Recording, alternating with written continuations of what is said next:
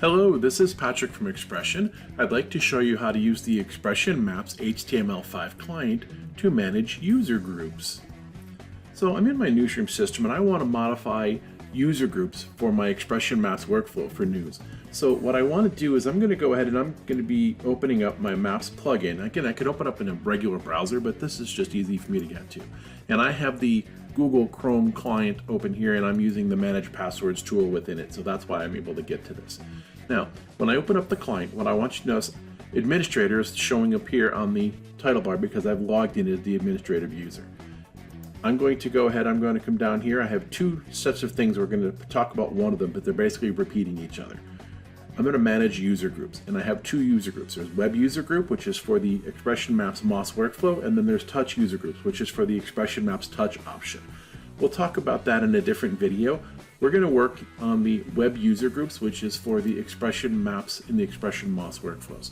Now you can see that I've got some groups here. I've got 5 basic groups, and they really only have 2 permissions today. There may be more coming for this, but right now you have the ability to allow users to manage the saved folders and also to allow users in the group so they can delete scenes.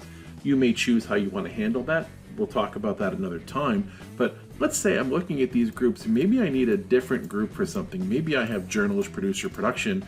Maybe I want to create a user group for digital news gathering. So what I do is this. I'm going to click on one of my user groups that has similar settings. As soon as I do that, what I want to do is duplicate that group. And the way that you duplicate a group is you literally go into the name of the group that you selected and you change it. So I'm going to take all the characters out of here and I'm going to type in digital news.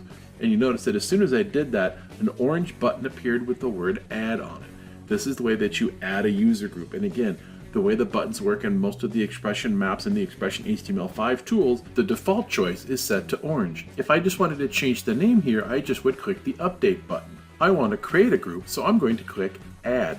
And you can see that gave me digital news.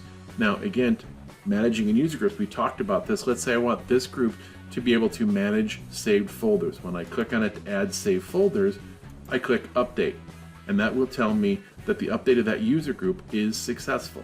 So that's how I manage user groups within the XPression Maps HTML5 plugin.